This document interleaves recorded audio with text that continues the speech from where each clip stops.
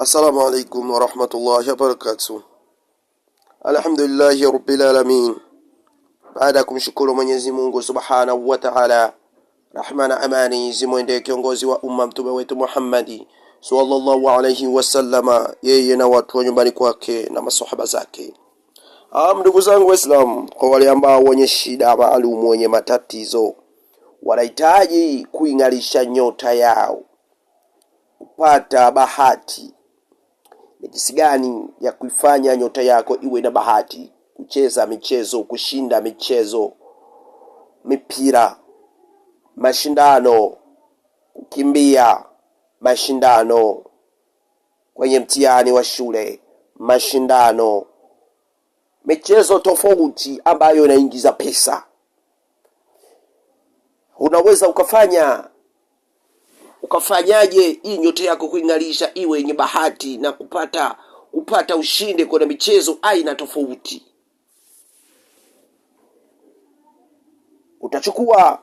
Tafuta kiungo ambacho kinachoungwa ndani ya mboga, kinaitwa seleri. Seleri ni kiungo cha majani ambacho kinacholeta ladha kwenye mboga, hasa mara nyingi sana kuingizwa, kinachangwa katika sehemu ya makongolo, kwenye kisavu. Unaweza ukakiweka hata kwenye mchicha, ukiweka kwenye mboga ya aina yoyote ile, kinaongeza ladha, inakuwa tamu sana. Seleri hii utaitumiaje? Utatafuta seleri kiasi nyingi ya kutosha. Seleri hii utaitumia ina ubora sana. Utachukua chungu safi kilichokuwa haki, utaweka maji yako yaliyo safi, kisha utachukua seleri yako, utadumukiza ndani ya chungu, utakibandika jikoni kichemke hadi seleri yako iive.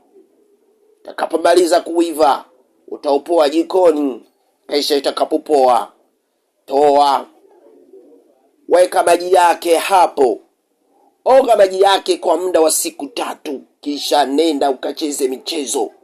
Wallahi wa billahi wa tallahi, utakuwa ni mtu mwenye bahati ya kushinda michezo na utachoka, utakuja kunishangaa. Ikiwa utoweza, unashindwa, basi nitafuta kwenye namba hii 0